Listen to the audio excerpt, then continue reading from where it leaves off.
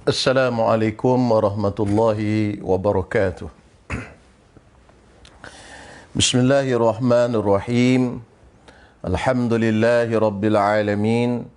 Wassalatu wassalamu ala ashrafil anbiya'i wal mursalin. Sayyidina wa nabiyina Muhammadin wa ala alihi wa sahbihi ajma'in. Rabbi syrah li sadri wa yassir li amri wa hlul uqdatan min lisani yafqahu qawli. Subhanaka la ilma lana illa ma 'allamtana innaka antal alimul hakim. Allahumma fakkihna fid din wa 'allimna at-ta'wil wa la hawla wa la quwwata illa billahil aliyyil azim. Amma ba'd.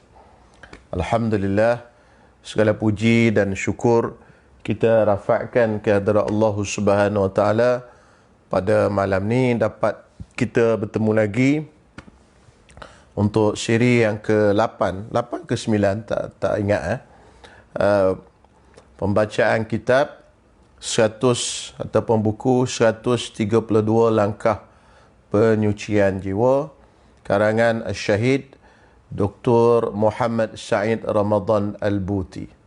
Jadi malam ni saya kelang kabut tadi, silap sikit. Jadi saya buat di page, di FB personal, tapi saya dah share di page ya, bagi yang sentiasa mengikuti di page. Jadi saya dah share di page.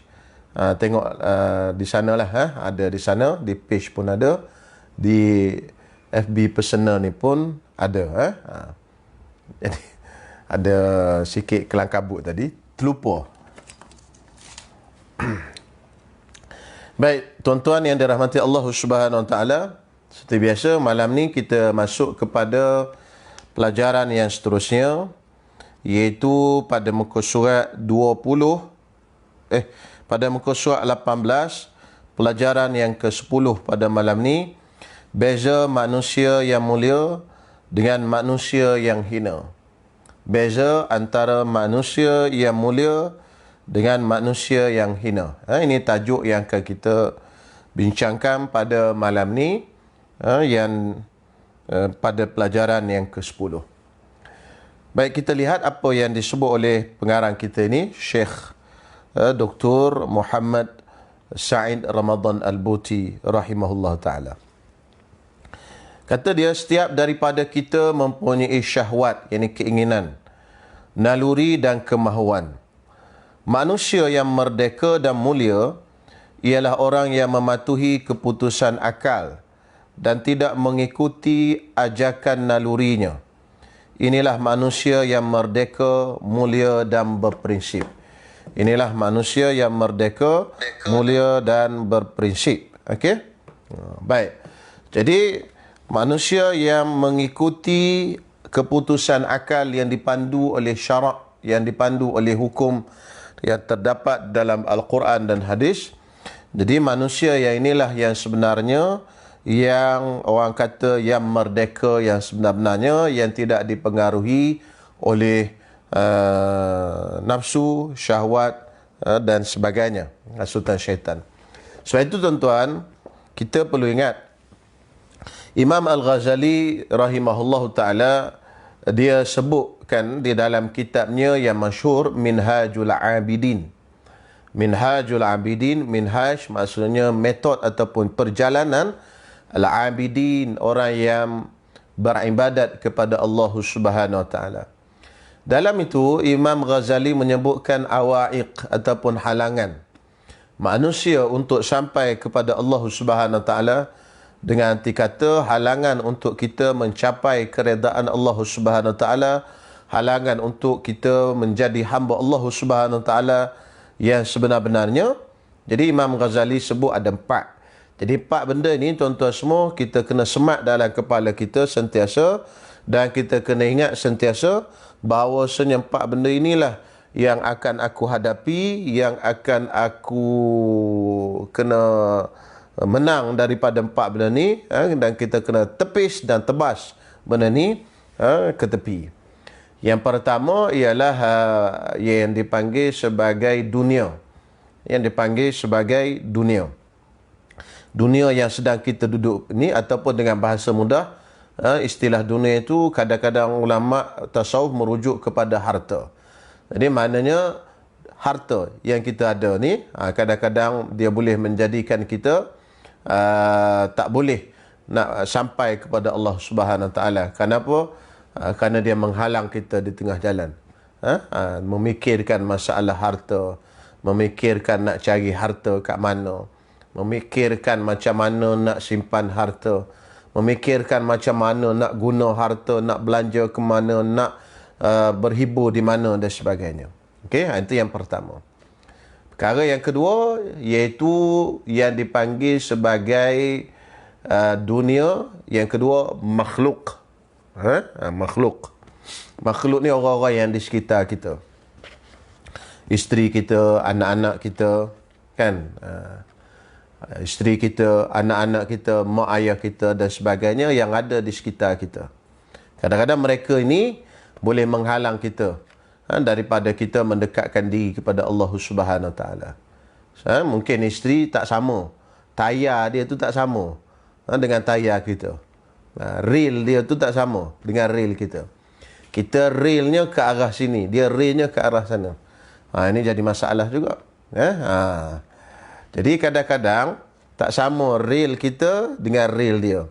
Tak sama apa benda, cara hidup kita, cara kehendak kita dengan cara kehendak isteri kita. Jadi itu masalah.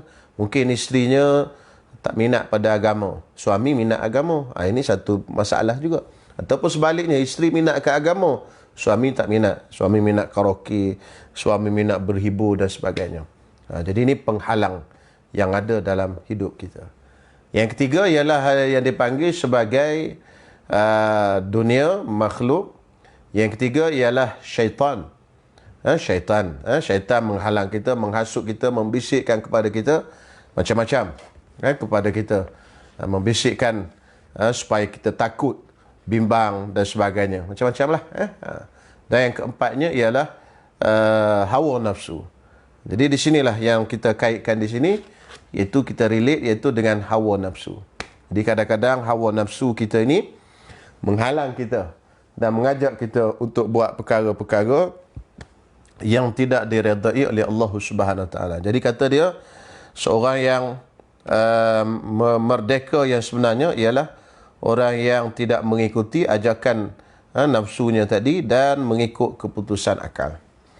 Adapun manusia yang tunduk kepada naluri, yakni bukan kepada akal, ialah orang yang meletakkan dirinya sebagai contoh terburuk perhambaan diri kepada syahwat dan kemahuan semula jadi.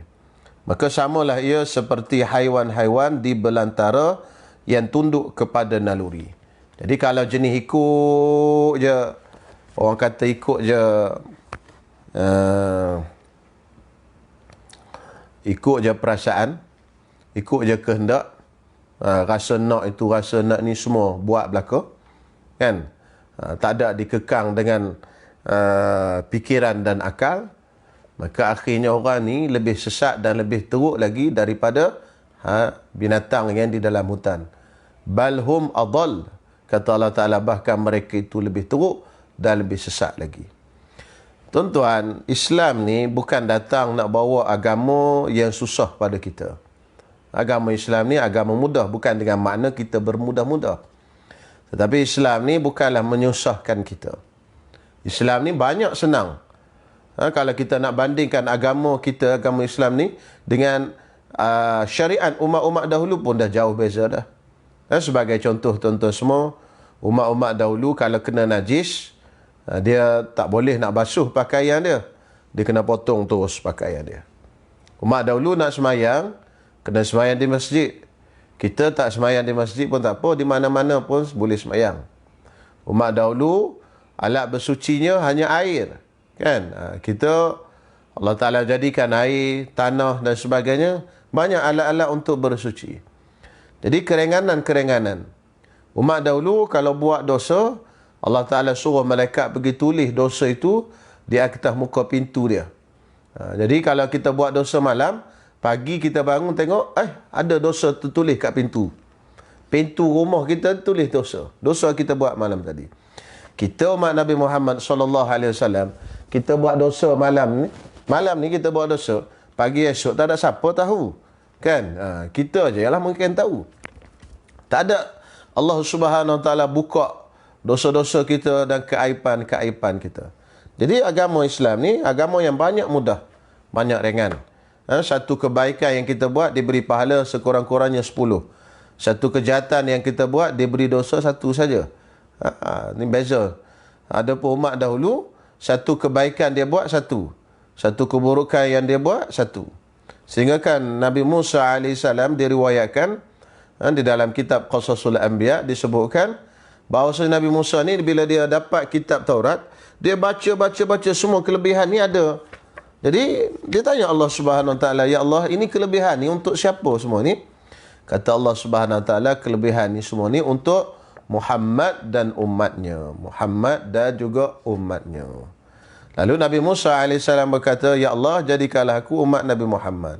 Jadi Nabi Musa pun minta nak jadi umat Nabi Muhammad SAW. Jadi sebab itu tuan-tuan semua, kita kena banyak dan rajin berselawat kepada Nabi SAW. Tidak ada satu ibadat yang kita buat di atas dunia ini kita minta Allah Ta'ala buat. Macam mana kita doa kepada Allah Ta'ala, ya Allah, Allahumma salli, ya Allah, kau selawatkanlah ke atas Nabi Muhammad. Allahumma salli ala Sayyidina Muhammad, ya Allah, kau selawatlah ke atas Nabi Muhammad sallallahu alaihi wasallam. Ini ibadat selawat ni satu ibadat yang penting sangat. Terutama sekali kita di akhir zaman ni, ulama kata tatkala mana tidak dijumpai guru-guru mursyid, guru-guru yang betul-betul boleh memandu kita, guru mursyid yang betul-betul di akhir zaman, maka bagi kita orang yang berada di akhir zaman ni yang tak jumpa guru-guru mursyid yang betul-betul ni, maka kita memperbanyakkan selawat kepada Nabi sallallahu alaihi wasallam. Jadi bacalah selawat kat Nabi, paling kurang pun 100 kali sehari, kan? Paling tak ada pun 10 kali pagi, 10 kali petang, sebagai tanda berterima kasih kepada junjungan kita Nabi Muhammad sallallahu alaihi wasallam yang bawa agama Islam ni pada kita, dan agama yang banyak mudah, ringan-ringan banyak. Baik. Jadi walaupun begitu, kata dia, malahan haiwan lebih mulia kerana haiwan yang tunduk kepada naluri itu tidak mempunyai akal. Akal mereka ialah naluri mereka. Sebagai contoh, jika si haiwan lapar, naluri akan mendorongnya untuk menerkam mangsa demi memenuhi keperluan hidup.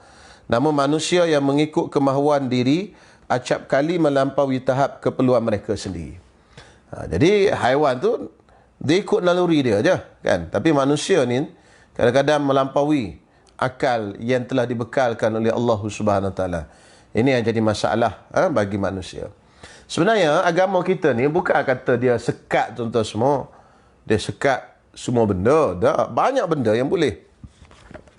Kalau kita belajar dalam fiqh, halal, haram. Ada dua, halal, haram.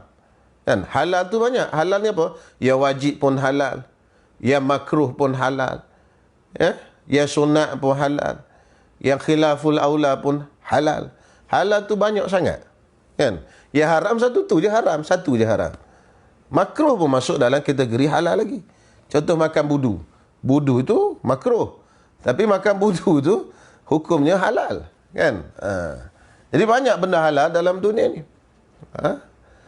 Tapi Allah Ta'ala nak uji kita. Adakah kita sanggup mengikut suruhan Allah Ta'ala? Bila Allah Ta'ala kata benda ni halal, halal lah. Bila Allah Ta'ala kata benda ni haram, haram lah. Adakah kita sanggup? Itu persoalannya. Adakah kita sanggup untuk melakukan suruhan ataupun permintaan Allah Subhanahu Ta'ala? Bukan kata Allah Ta'ala larang langsung. Allah Ta'ala larang berzina. Berzina iaitu tidak berkahwin, tidak ada akad nikah, tak ada apa, tiba-tiba melakukan hubungan kelamin dengan orang yang tidak ada akad. Tapi sebagai yang halalnya iaitu bernikah. Dengan akad pernikahan tadi, boleh bersama dengan perempuan iaitu isteri kita, tidak ada masalah. Bezanya sikit je. Bezanya akad nikah tadi. Itu je bezanya. Tapi orang ni walaupun dia bersayang, cinta, kasih, sehidup semati, sanggup buat apa saja. Tetapi tidak ada akad nikah. Berlaku hubungan kelamin tadi adalah hubungan yang haram. Allah Subhanahu Wa Taala benarkan kita untuk permainan yang harus. Banyak benda yang boleh kita main, kan? Boleh main memanah, boleh main tombak, pertandingan tombak. Tetapi yang haram pun ada juga. Yang haram tu haram lah. Tak bolehlah kita buat. Jadi maknanya kata bukanlah kata semua benda ni diharamkan. Sebab itu Dr. Yusuf Al-Qardawi dalam kitabnya Al-Halal wal Haram fil Islam, kata Dr. Yusuf, benda haram dengan halal ni banyak benda halal lagi. Benda haram sikit je. Tak banyak benda haram. Tapi itulah tuan-tuan semua, syaitan, nafsu dan sebagainya tadi yang saya sebut pada permulaan kuliah tadi, 4 tadi, menghasut kita supaya kita memilih juga dan mencari juga benda hak haram. Cari duit. Allah Ta'ala benarkan perniagaan. Boleh ambil untung. Beli 10, jual 20. Beli 10, jual 30. Tak ada masalah. Yang penting persetujuan. Innamal bai'u antaradin. Persetujuan di antara pembeli dan penjual. Kan? Dia tak kisah untung sekali ganda ke 2 kali ganda. Tetapi persetujuan di antara pembeli dengan penjual. Ada orang yang beli barang bandel. Dia beli barang bandel dengan harga RM20. Tiba-tiba 2, 3, 4 bulan lepas tu, barang tu jadi famous. Kan? Dia kadang-kadang media massa ni memfamouskan barang tu naiklah harga dia. Kan? Kalau jam yang asal mungkin 200, tapi bila dah famous mungkin jadi 2000. Jadi time dia beli tadi 200. Lepas tu dia jual mengikut pasaran semasa dengan harga 2000. Berapa kali ganda tu? Itu tidak ada masalah. Dari segi hukumnya tidak ada masalah. Berapa kali ganda kita nak ambil keuntungan. Yang penting dia adalah jual beli yang sah. Tetapi kalau riba haram. Itu maknanya Allah Ta'ala mengelarang benda yang tertentu adalah sebagai ujian. Adakah kita ni nak ikut atau tak ikut. Itu saja. Ada alternatif perkara-perkara lain yang dibenarkan oleh Allah Subhanahu Wa Ta'ala. Banyak lagi. Berlambak lagi. Baik. Allah telah memuliakan insan dengan akal yang dapat menyekat naluri-nalurinya. Oleh yang demikian, orang yang tunduk kepada naluri sehingga mengatasi akal akan menjadi lebih teruk daripada haiwan. Kerana naluri haiwan pun mampu mengekang haiwan tersebut daripada melampaui batas. Kalau akal kita ni tak boleh nak kekang perasaan syahwat kita ni, teruk pada haiwan lah. Haiwan pun dia yang tak ada akal tadi tu, syahwat dia tu, naluri dia tadi, boleh mengekang dia daripada buat benda-benda yang tak elok ke atas diri dia. Jadi tiba-tiba manusia ni boleh buat benda-benda yang melampaui batas. Jadi kesimpulannya pada pelajaran yang ke-10 ini, mudah saja tuan-tuan semua, iaitu pelajaran yang ke-10 ini, pengarang kita ni mengajak kita untuk menjadikan akal kita ini sebagai perkara penting yang kita kena guna dan dipandu oleh Al-Quran dan Sunnah. Jadi kita kena berfikir. Semua benda yang kita nak buat, kita kena guna akal dan juga kena berfikir. Jadi orang tanya Imam Syafi'i, kenapa kamu ni wahai Syafi'i duduk diam je tak cakap ni? Kata Imam Syafi'i, sehingga aku berfikir, adakah aku bercakap lebih baik daripada aku diam? Jadi mana kita, Imam Syafi'i nak fikir dulu, adakah dia bercakap tu lebih baik daripada diam? Jangan kita ada rasa suatu tu nak buat, kan? Macam hari ni kita nak marah ke sesiapa ke, tulis kat Facebook. Kita nak marah kat isteri, tulis kat Facebook. Kita bergaduh dengan isteri, tulis kat Facebook. Isteri bergaduh dengan suami, tulis kat Facebook.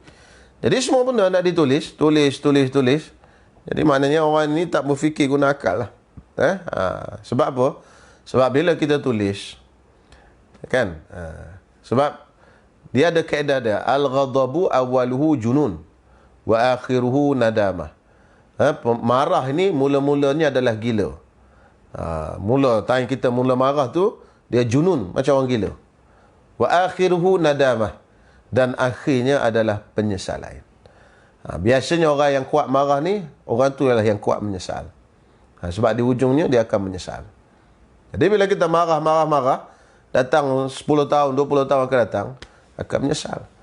Sebab itu orang yang bersabar, orang yang tak pemarah, dia banyak tak menyesal dalam hidup dia. Itu kesimpulannya. Baik. Seterusnya, kita masuk sikit pelajaran yang boleh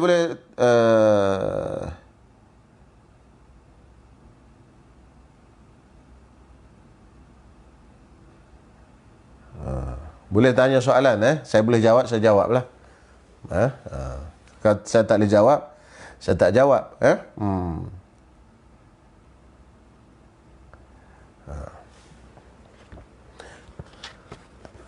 Kenapa Tuan Jalim? Kenapa tak disebut guna iman, sebaliknya ditulis guna akal, Ustaz? Ya. Sebab iman itu kan, iman itu dia punya, kalau kita nak ambil perumpamaan macam ni, dia punya pusat lah, orang kata. Tetapi yang mengkontrol, yang boleh nak beriman dan sebagainya itu kena ada akal. Satu orang yang tak ada akal, dia bukan mukallaf. Kan? Iman dia pun tak ada kewajipan kat atas dia. Sembahyang tak wajib, apa tak wajib, orang tak ada akal.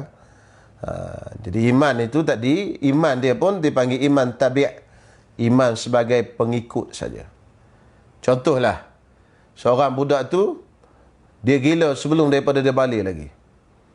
Maka bila dia mati, kan dia tak ada akal dia. Bila dia mati, dia dihukumkan dengan beriman Islam. Sebab apa? Sebab mak ayah dia Islam. Kan? Mak ayah dia Islam. Jadi Islam dia tadi dengan tabi', dengan mengikut kepada mak ayah dia tadi. Jadi dengan mengikut. Tetapi iman yang betul-betul orang kata iman, ialah yang dipandu dengan akal. Kan?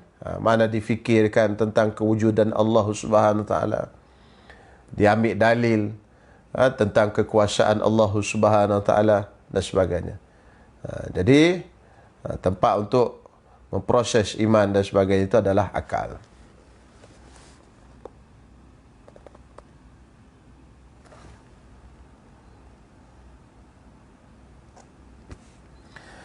Ustaz Sabri Sulaiman, mana hak terbaik antara abid dan alim, dan mana yang mendatangkan manfaat pada agama?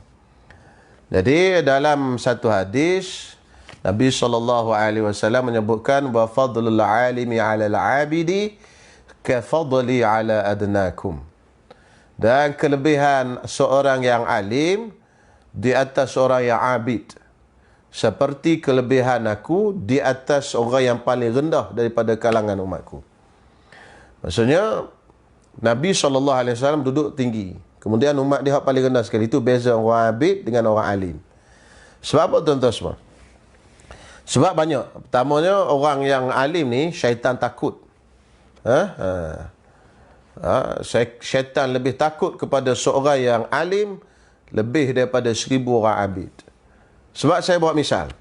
Orang yang ada abid ni, abid maksudnya beribadat saja, tak ada ilmu. Kalau dia kumpul ke atas diri dia abid dan juga alim, ibadat dan ilmu, inilah yang terbaik.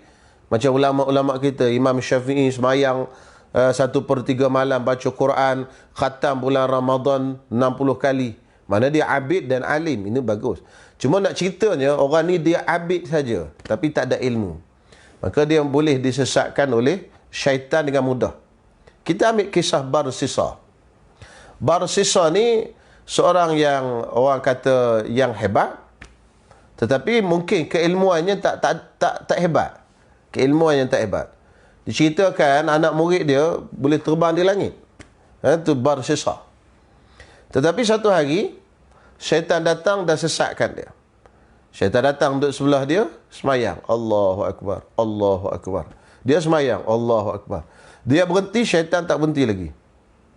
Dia kata, oi, hebat orang ni. Aku dah berhenti tak larat ni.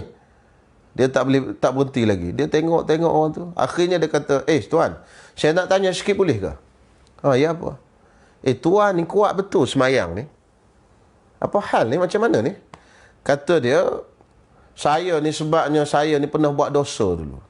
Bila saya teringat dosa-dosa saya Saya jadi tak boleh nak berhenti semayang saya. Saya baru nak berhenti, saya tengok dosa, saya buat. Saya baru nak berhenti, saya tengok, saya buat. Akhirnya Baru Sisa kata, macam mana kalau saya nak jadi macam tuan? Oh, kata dia eloknya buat dosa lah sekali. Tengok, syaitan sesat. Eloknya buat dosa sekali. Dia pun kata, oh macam tu. Lalu dia pun pergilah. Dia tanya, nak buat apa dosa ni? Kan? Ramai yang tahu cerita ni. Ada mula-mula dicadangkan supaya bunuh orang, dia tak nak. Dicadangkan supaya berzina, dia tak nak. Dicadangkan minum arak, dia kata minum arak boleh aku ringan sikit. Tapi dia tak tahu, arak tu adalah ummul khaba'is, ibu bagi segala maksiat. Jadi bila dia minum arak, dia mabuk, dia berzina dengan perempuan tadi.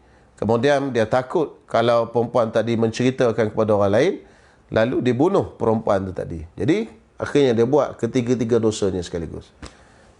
Dan dia mati dalam keadaan murtad, wal-iyazabillah. Ketika dia ditangkap orang nak pancung, nak hukum dia tu, belum sempat dihukum, datang syaitan tadi. Dia kata syaitan rupanya mu ni. Dia kata ada cara lagi kalau kau nak selamat. Tertipu lagi. Mana dekat nak mati tu boleh ditipu lagi. Punyalah tak ada ilmu. Bahaya tak ada ilmu. Akhirnya tertipu dia. Macam mana dia kata kau nak selamat aku? Boleh. Syarat dia kau sujud kat aku sekali, aku selamat kau. Nak sujud macam mana? Ni aku tengah hikat ni. Kau buat isyarat je, tunduk kepala aja. Okey, dia kata. Dia pun tunduk kepala, tengah dia tunduk tadi, datanglah hukumannya, anak panah ke apa tak tahu, mati dia dalam keadaan syirik kepada Allah Subhanahu Wa Taala. Wal iyadzabillah. Jadi maknanya kita jangan sekali-kali malah menuntut ilmu. Tuntut ilmu. Kita buat amal ibadat kita berdasarkan ilmu supaya kita tidak mudah disesatkan oleh syaitan. Okey, baik. Malam ni satu ni aku pelajaran yang 13 sambung esok. Ada dulu 3 soalan lagi, tak sempat lagi. Dr. Azlina, bagaimana nak bezakan keuntungan yang melampau? Contoh modal 5 dijual 50 dengan riba. Riba ni pinjam sikit, pinjam 100, katakan diminta bayarnya 200. Itu riba, pinjam. Ada juga riba bab jualan. Okey, riba ni saya secara asas mudah. Riba ni dia ada 2. Satu, riba pinjam meminjam. Itu dipanggil riba jahiliyah. Riba di zaman jahiliyah yang banyak berlaku di zaman jahiliyah. Jadi pinjam sikit, bayarnya banyak. Okey, itu pinjam. Satu lagi riba jualan. Beli barang. Tapi riba ni berlaku banyaknya dalam sistem barter, muqayadah dalam istilah fiqh. Mana jual barang dengan barang. Jadi ada barang-barang yang tertentu yang bila kita jual dia jadi riba. Sebagai contoh, jual emas dengan emas, barter, tukar. Ini syaratnya 3, sama berat, diterima di dalam majlis, kemudian kena tunai. Terima dalam majlis itu dan kena tunai. Ini contoh barang riba. Jadi barang riba ni ada 3 kategori. Pertama, emas, perak dan makanan. Beras dengan beras, gandum dengan gandum, garam dengan garam dan sebagainya. Itu dia punya panjang lah perbahasan, cuma cerita secara asas. Jadi riba ni tadi, yang jualnya barang ni saja. Yang pinjamnya tadi, pinjam sikit, bayar banyak. Itu riba. Tetapi jual untung lebih, itu tak ada masalah. Dia tidak termasuk dalam riba. Kita beli dengan kosnya harga RM5. Kemudian kita jual balik. Itu kita jual ke orang, bukan kita bagi pinjam. Jual tak ada masalah. Jadi sebab itu saya sebutkan tadi, bezanya sikit saja bendanya. Itulah dia panggil Allah Ta'ala nak suruh kita ikut. Itu je, nak suruh kita ikut benda yang dia nak. Itu je. Nikah tu sikit je biasanya. Ada akad nikah dengan wali, halal persetubuhan. Tak ada akad nikah dengan wali, haram persetubuhan. Okey? Itu. Jadi maknanya riba tu tadi. Jual beli tak ada masalah. Pembeli sanggup beli. Tak cerita modal pun tak apa. Nak cerita pun tak apa. Modal saya beli RM5 ni. Tapi saya jual 50. Nak ke? Tak apa, saya nak. Tak apa. Pasaran sekarang ni memang 50. Okey. Innamal bai'u an taradin. Sesungguhnya jual beli itu dengan redha meredai. Cuma kalaulah benda itu menjadi barang keperluan asas macam makanan dan minuman, kan, kita tekan dan paksa orang tu, orang yang tak mampu itu dari segi akhlaknya tak baguslah. Kerajaan kena kawal lah benda tu. Secara asasnya perniagaan tak ada masalah.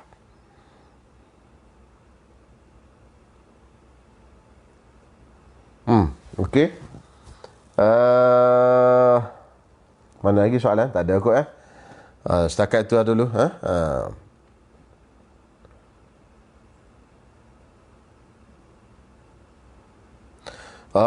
Abang Fahmi, yang dikatakan akal burhaniyah itu macam mana Ustaz? Akal burhaniyah, dia ada tingkatan-tingkatan. Ya, dia kalau kita belajar ilmu tasawuf ni, akal tu dia sama macam tak nafsu juga. Cuma dari sudut istilah saja. Dari sudut istilah. Okey. Ada tingkatan akal burhaniyah. Itu salah satu daripada nama-nama akal.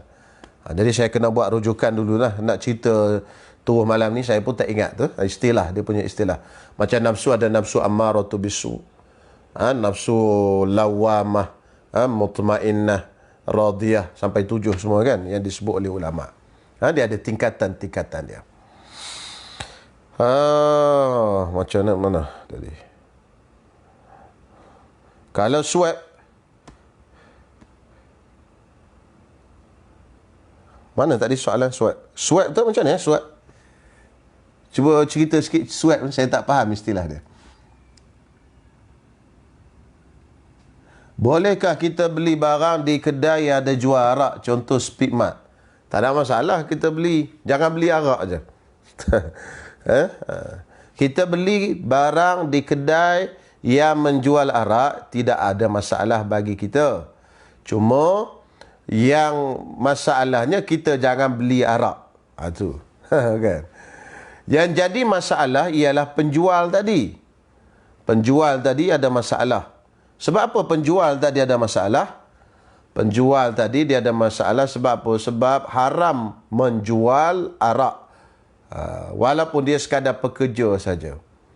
Jadi ada 10 golongan yang dilaknat oleh Allah SWT di dalam bab arak ini. Termasuklah orang yang menjual, termasuklah orang yang membeli. Jadi kita kena berusaha supaya anak-anak kita tidak bekerja di kedai yang menjual barang-barang arak ni. Supaya mereka tak jual. Dia tekan cek itu pun termasuk dalam kategori menjual. Jadi bawa arak, kerja bankuet bawa arak, bawa lori arak, ada 10 golongan yang dilaknat oleh Allah Subhanahu Wa Taala. Orang yang memerah, orang yang diperah kepadanya, kan? Orang yang membeli, orang yang menjual, orang yang membawa, orang yang dibawa kepadanya. Jadi kita bawa lori, kan? Dalam belakang lori kita tu ada arak. Walaupun kita masa bawa lori tu kita minum air zam-zam, tapi belakang kita tu ada arak. Itu pun tak boleh juga. Sebab apa? Sebab ini secara asas lah. Kalau darurat semua ini bab lain pula. Secara asasnya tak boleh. Sebab arak ni dilaknat 10 golongan yang terlibat dengannya. Pendek kata semua yang terlibat dengan arak lah. Tak boleh.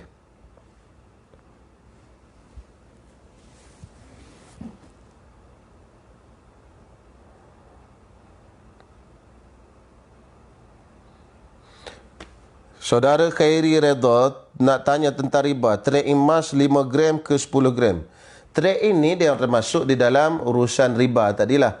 Katalah di tangan saya ini ada emas, yang di tangan saya ada emas 5 gram. Saya pun nak trade in, di tangan saya ada emas 10 gram. Saya nak trade in dengan emas di kedai ni dengan 5 gram. Saya pergi tukar. Saya ambil ni, saya ambil emas ni, pergi bagi kat tukang kedai tadi, dan saya ambil emas yang baru. Saya pun ambil emas yang baru yang ringan. Jadi ini termasuk dalam riba jual beli. Sebab dia tak sama berat. Dia mesti mislim bimislin, sama berat, yadam biyadin, dan juga terima di situ. Jadi tak sama berat ni dia menjadi riba. Tak boleh. Jadi trade in tak boleh macam tu. Kalau nak juga, kita kena jual dulu barang kemas kita. Kita jual kat dia, dapat duit kat tangan kita.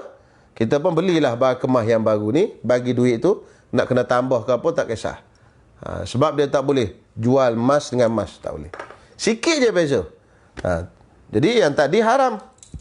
Ni kita punya barang kemas, kita pergi trade in dengan dia, tukar terus. Ambil barang ni, kita ambil barang baru. Itu dia panggil trade in, tukar. Jual emas dengan emas. Tak sama berat, hukumnya haram. Tapi kita jual dulu dengan duit, kita dapat duit, kita jual rumah kita, kita dapat duit, kemudian kita bayar balik kat dia, sama je, lebih kurang je sebenarnya. Tapi hukumnya berbeza. Kita bayar balik duit itu tadi kepada dia, dan kita ambil balik emas tu. Kita beli emas yang baru, yang 5 gram tadi, hukumnya halal. Jadi caranya macam tu, jual dulu, baru jadi halal. Kalau tak jual dulu, jadi haram. Beli emas dengan emas. Itu dia punya istilah.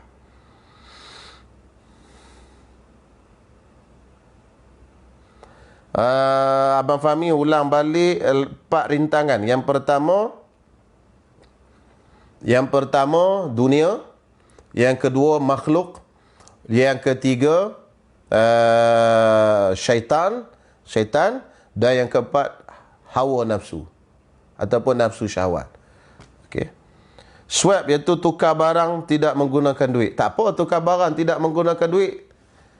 Kita ada seluar jeans, dia ada seluar Dockers, tukar. Tak ada masalah. Jual seluar dengan seluar. Cuma kalau melibatkan makanan dan juga emas dengan perak, 3 jenis ni, makanan, beras, gandum, beras tukar dengan beras, emas tukar dengan emas. Kan? Itu dia ada hukum dia. Kalau terlibat dengan 3 benda ni, emas, perak, emas termasuk dengan hari ni duit lah. InsyaAllah kena cerita pada lain masa lah. Dia panjang bab perbahasan riba ni. Emas, perak dan juga makanan. Kalau jenis tukar barter macam tu, dia ada syarat-syarat dia. Kalau beras kita beli dengan duit, tak ada masalah. Dia jenis sama jenis dia. Makanan dengan makanan. Beras dengan beras, gandum dengan gandum. Jadi itu kena belajar bab riba lah. Dia panjang cerita dia. Cuma saya jawab soalan je. Yang tanya tu saya jawab boleh tak boleh gitu.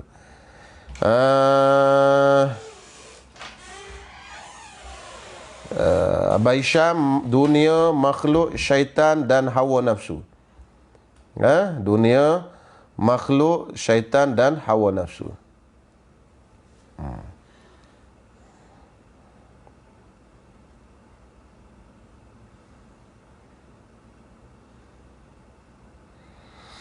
Ambil komisen.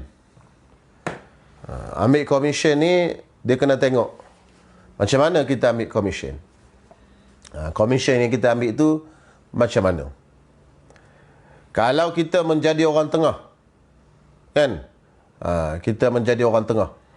Orang tengah tadi dilantik, kan? Dilantik oleh, contohlah, kita ni broker rumah. Jadi tuan rumah kata, kau carilah penjual. Kalau dapat penjual tu, kau ambil lah daripada jualan tadi 10%. Tuan rumah kata macam tu. Kau ambil lah daripada jualan rumah tadi 10%. Itu termasuk dalam bab dia panggil ju'alah. Ju'alah ni maknanya kita macam orang kutip derma juga. Kita ada sekolah. Macam contoh saya ada sekolah madrasah tahfiz. Saya lantiklah seorang. Kata, abang cari duit. Daripada kutipan tu abang ambil 10%. Daripada kutipan yang abang cari tu dapat 10%. Jadi 10% tadi dia panggil ju'alah. Dia panggil akad ju'alah. Ju'alah ni mana kita seolah-olah, kalau dulu-dulu kita kata, siapa dapat pulangkan anak saya ni, kan, maka saya hadiahkan sekian. Macam itulah lebih kurang. Jadi akad ju'alah. Jadi kalau macam tu tadi boleh. Apa benda ju'alah tadi, komisen tadi. Tapi kalau komisen yang projek kerajaan atau sebagainya tu termasuk dalam rasuah. Kita pegawai kerajaan, kita nak bagi projek, kita minta komisen. Itu rasuah. Itu tak boleh. Tengoklah istilah komisen tu dia banyak luas. Jadi tengok keadaan. Kalau kita pegawai kerajaan, kita kata, kau nak projek tak? Boleh. Tapi syaratnya apa benda, kau bagi kat aku sikit duit kopi. Aku bagi kat engkau lah tender ni. Tak bagi kat lain. Tak buka tender ni. Jadi dia pegawai kerajaan, dia ambil rasuah di situ. Tak boleh. Jualan tu ada sama dengan untung atas angin. Ya, lebih kurang macam tu lah. Untung atas angin. Istilah untung atas angin tu luas lah. Macam tadilah kita kutip derma tadi, dan bila dapat kata 10,000, jadi yang mengutip tadi dapat 10%. Boleh itu banyak diamalkan di Malaysia kita ni kan. Biasanya ustaz-ustaz bawa tabung dan sebagainya, diberilah persen kepada ustaz tadi. Sebab mereka pun guna modal juga kan, nak pergi kutip duit apa semana. Diberi persen. Cuma persen tu janganlah melampau sangat sampai 50% dan sebagainya. Itu tak boleh. Tapi syaratnya mesti yang mengakad tu tadi tuan punya sekolah tadi. Kalau dia buat sendiri je, dia ambil persen dia sendiri, tak boleh. Kan, untuk atas angin sendiri tak boleh. Itu maknanya dia dah makan duit sumbangan. Jadi sekolah tu kata kat dia, ataupun pusat apa-apalah, tak kisahlah. Kalau dapat berapa sekian-sekian, dapat sekian. Itu dia panggil ju'al lah. Okey, insya-Allah. Jadi mudah-mudahan kita boleh memahamilah beberapa hukum. Dan insya-Allah malam besok kita sambung pada perkara yang ke 11 dan 12. Perkara 11, pendidikan melalui belapar. InsyaAllah kita tengok macam mana kelebihan belapar. Walaupun kita tak peminat sangat belapar, saya lah kot. Lapar ni tak apa orang minat. Dan berhati-hati dari pelajaran ke-12, berhati-hati daripada menggunakan harta orang lain. Itu pun penting juga untuk penyucian jiwa. Sebab apa? Sebab ialah barang orang tuan-tuan semua. Ada orang masuk ke dalam neraka dengan sebab dia mengambil dan menggunakan kayu sugi orang sebatang. Ada orang diazab di akhirat besok-besok kena tanggung 7 lapis bumi atas leher dia kerana dia ambil sejengkal je tanah orang. Batu penanda dianjakkan sejengkal je dia injak. Sejengkal. Itu pun diazab oleh Allah Subhanahu Wa Taala dengan azab yang besar di akhirat. Apatah lagi kalau kita ambil barang orang yang banyak lagi. InsyaAllah benda itu kita akan tengok malam besok lah. InsyaAllah. Jadi setakat ini dahulu malam ni. Mudah-mudahan ada manfaat. Ampun dan maaf kalau salah dan silap. Terkasar bahasa, tergurih perasaan dan sebagainya. Wallahu alam. Bismillahirrahmanirrahim. Alhamdulillahi rabbil alamin. Wassalatu wassalamu ala ashrafil anbiya'i wal mursalin. Wa ala alihi wa sahbihi ajma'in. Allahumma rabbana anfa'na bima 'allamtana. Rabbana 'allimna ma yanfa'una. ربنا فقهنا فقه أهلنا وقربات لنا في ديننا وصلى الله على سيدنا محمد وعلى آله وصحبه وسلم والحمد لله رب العالمين. السلام عليكم ورحمة الله وبركاته.